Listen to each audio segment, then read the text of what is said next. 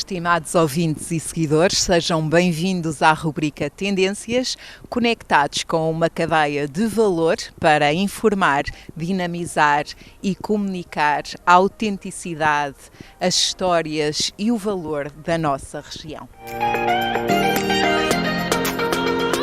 Para abordarmos as tendências da inovação no turismo e do PRR, temos hoje um convidado de honra, o Dr. Pedro Machado, o Presidente do Turismo do Centro de Portugal. Viva Dr. Pedro Machado, bem-aja por nos receber aqui na vossa sede do Turismo do Centro em Viseu. Estou a observar aqui este painel de fundo que nos remete para as termas de São Pedro do Sul, um ícone do turismo do centro de Portugal. Muito obrigado eu, e de facto São Pedro do Sul, a par de outras termas, representam hoje em Portugal praticamente 50% da nossa oferta turística termal, muito importante porque consegue fidelizar os nossos turistas mais noites, que é um dos problemas estruturais que também temos para resolver. O facto dos nossos turistas não pernoitarem muitas noites, nós precisamos de facto de os conquistar.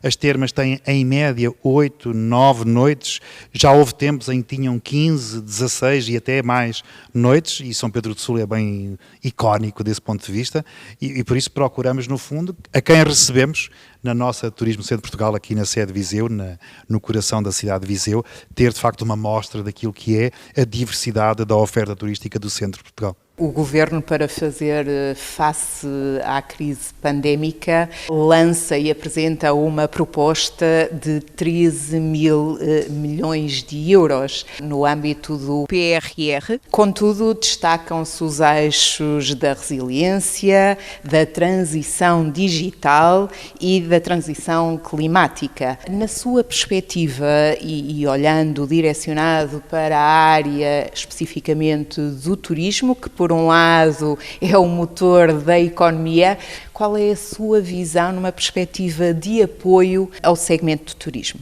Acompanhamos com particular atenção este PRR, como disse, e também aquele que é o outro instrumento poderoso simultâneo, que vai ser o nosso programa de investimento comunitário, que é o Quadro 2030. Somados são mais de 45 mil milhões de euros, e é bom lembrar que o turismo, só o turismo, em 2019, nosso ano de referência, contribuiu com cerca de 16% do produto interno bruto.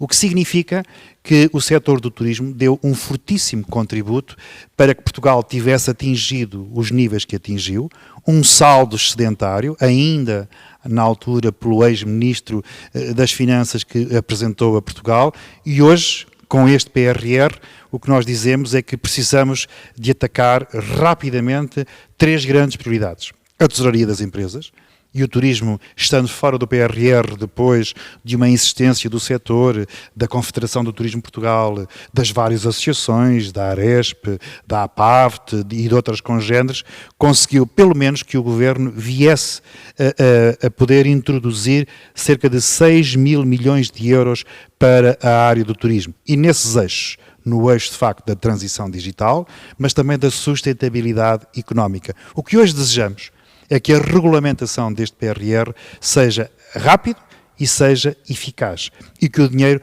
possa chegar às empresas. Normalmente, qual é o grande inimigo dos programas comunitários, dos programas de financiamento? A burocracia. E muitas vezes, associado a esse inimigo que é a burocracia, é aquela sensação, sobretudo dos pequenos empresários, dos microempresários, de que existem milhões de euros, que são todos os dias proclamados, mas que eles não chegam à tesouraria das empresas, não chegam à caixa. Este é que é de facto o caminho que procuramos de alguma forma poder alavancar, de fazer chegar a voz destes microempresários, destes pequenos empresários da restauração, do comércio, e que o Governo e em particular aqui as instâncias europeias possam fazer este trajeto de forma muito rápida e muito eficaz. Considera as dotações orçamentais percentualmente equilibradas para a nossa região?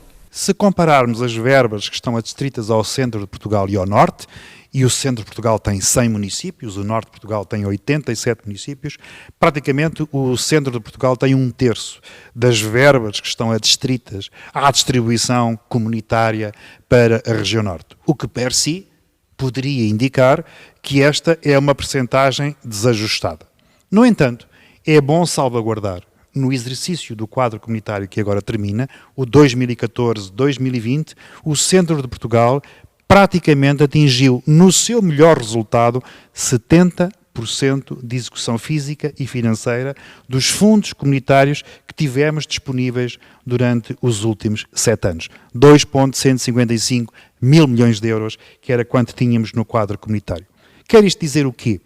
Não sendo percentualmente, do meu ponto de vista, uma distribuição equilibrada, no entanto, existem recursos financeiros que nós não esgotamos.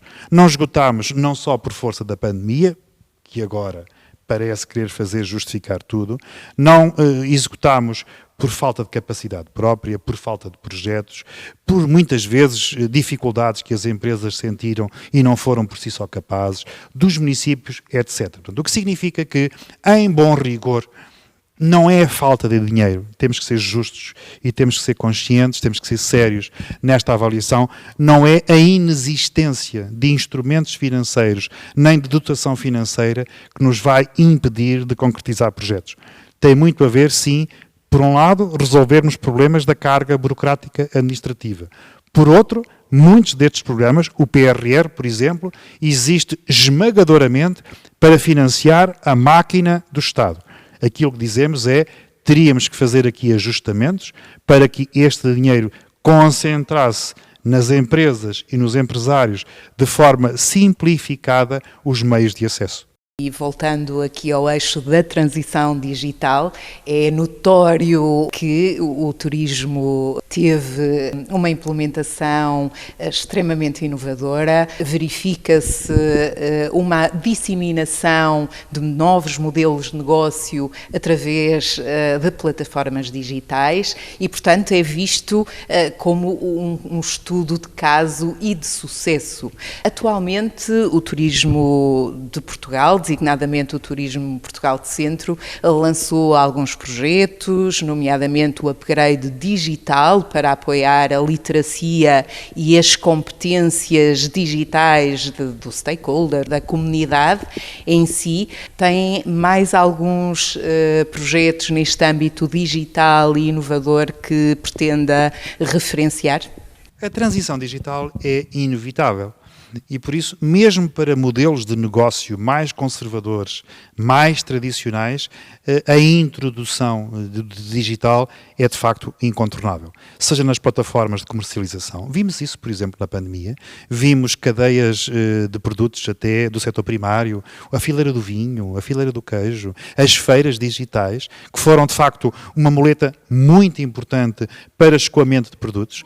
Muitas dessas pequenas empresas, muitos desses pequenos empresários entraram em cadeias de distribuição e de valor e de comercialização que, em alguns casos, nem imaginavam que tal viesse a acontecer. Muitos deles tiveram um sucesso extraordinário, conseguiram colocar produtos em mercados internacionais que, à partida, sem a digitalização, não conseguiriam, de alguma forma, alcançar. E hoje há modelos de negócio que assentam nas chamadas plataformas digitais. Nós lançámos vários projetos, como disse e bem, lançámos um outro, o Work From Centro de Portugal. O Work From Centro de Portugal é essencialmente tirar partido das nossas características naturais, dos nossos espaços físicos, da nossa oferta turística e possibilitarmos, entre outros, os nómadas digitais ou o teletrabalho, que está aí. Já todos percebemos que o teletrabalho vai continuar. Em muitos casos, esta ideia do teletrabalho não é uma ideia original, porque se formos um bocadinho à nossa história, na década de 60, na década de 70, surgiu um movimento que era o chamado encapsulamento do trabalho. E isto era o quê? Eram pessoas que já não se deslocavam para os seus lugares habituais de trabalho e que faziam remotamente sua casa. Ora, esta pandemia veio acelerar esse encapsulamento e transformar o teletrabalho numa atividade. Portanto, a transição digital está aí. Teremos é que, forçosamente, incutir sobretudo nas pequenas empresas, nas médias empresas, aquela ideia que há bocadinho falámos, é de que se o fizerem, acrescentam valor e podem tirar benefício económico se o fizerem. E em muitos casos, a grande ameaça que existe com a digitalização é a substituição das pessoas, da mão de obra clássica, tradicional. Ora, hoje Portugal está com esse problema. Nós não temos mão de obra suficiente para fazer face àquilo que foi o crescimento e a procura que o mercado hoje está a ter. Por isso, vamos ter que nos socorrer cumulativamente destas inovações, desta transição digital, daquilo que hoje é possível trazer. E inovação digital não tem a ver apenas com a introdução da tecnologia. Em muitos processos da cadeia de valor, que nós trabalhamos o marketing, o branding territorial dos nossos produtos, incorporar esse branding é também inovação e é preciso que as pessoas sintam e saibam que isso está também ao seu alcance. E referiu aqui uma particularidade, as competências humanas no setor do turismo, e verifica-se uma escassez enorme do ponto de vista de competências e de recursos. Como é que nós, com esta escassez deste vetor fundamental e essencial, vamos manter o posicionamento que se pretende na qualidade dos serviços na nossa região? Há dois riscos que estão associados a esta falta dos recursos humanos. Em primeiro lugar, o número. E, em particular, o número qualificado. O que todos gostaríamos de ter são profissionais de excelência que nos permitam salvaguardar e fazer uma prestação de serviço, eventualmente que acrescente valor pago. Há aqui, de facto, um parênteses que é preciso nós referenciarmos. Hoje, Portugal, do meu ponto de vista, não paga o valor justo entre o serviço prestado e a expectativa e a ambição que está criada no consumidor. Somos vistos, de facto, como um país com serviços relativamente baratos e a mão de obra que temos é relativamente mal paga. E por isso há aqui um dossiê que vamos precisar de abrir se quisermos captar e se quisermos manter os nossos trabalhadores, os nossos recursos humanos. Mas depois há um segundo problema associado. Portugal, neste momento, está a fazer, naturalmente, a suprir essa dificuldade, essa falta de recursos humanos, técnicos, competentes, por, naturalmente, um conjunto de mercados que são emissores e onde vamos recrutar. Existem hoje muitas unidades hoteleiras, já aqui no centro de Portugal, onde empregamos nepaleses, indianos, paquistaneses e outros. E há aqui um risco acrescido, sem sermos nacionalistas, não é nada disso que está, nem xenófobos, muito menos, porque essas pessoas estão, de facto, a cumprir uma função e a suprir uma dificuldade que os portugueses não estão a ser capazes por si só, que é as características da hospitalidade portuguesa. Nós somos particularmente reconhecidos internacionalmente como muito hospitaleiros. Nós, aliás, quem nos está a ver e ouvir, sabe isto, nós falamos o portunhol. Nós, se não sabemos a língua, fazemos uns desenhos, mas desenrascamos-nos sempre. E esta característica, bem hospitaleira portuguesa, é muito valorizada pelos estrangeiros. Aliás, em 2019, numa conferência com o anterior diretor-geral da Organização Mundial do Turismo, o Sr. Taleb Rifai, ele dizia-nos: vocês em Portugal têm coisas fabulosas, mas têm uma coisa que se sobrepõe aos outros países, que são vocês, os portugueses.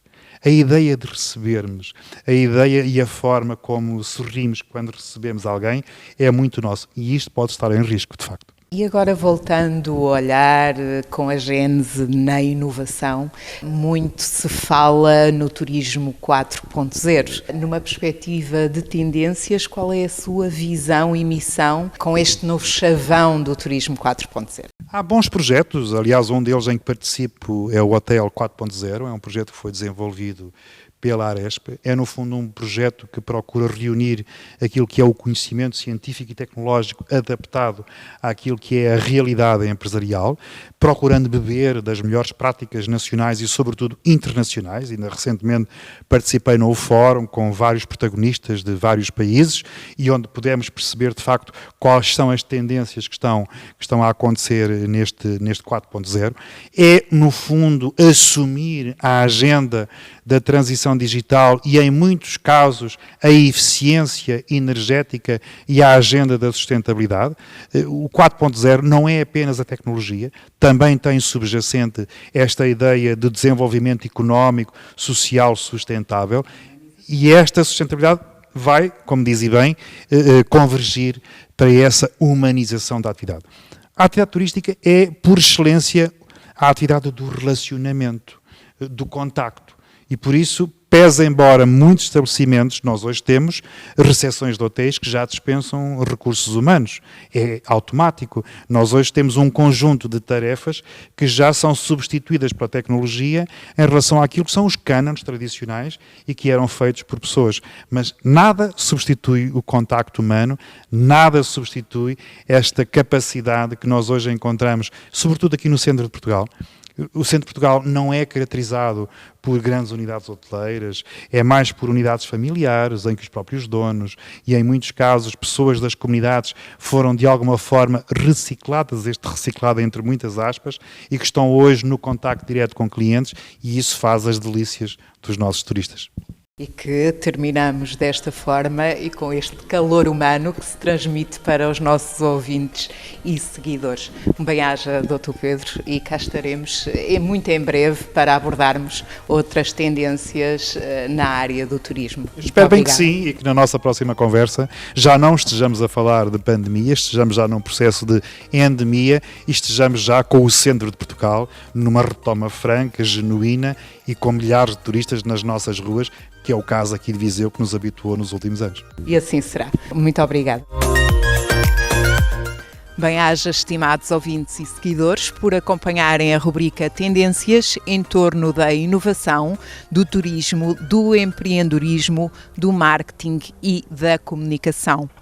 Com o apoio do Turismo do Centro de Portugal, da Aresp, da Quinta Dona Sancha e da Cave Lusa. Um bem-aja a todos e fiquem bem.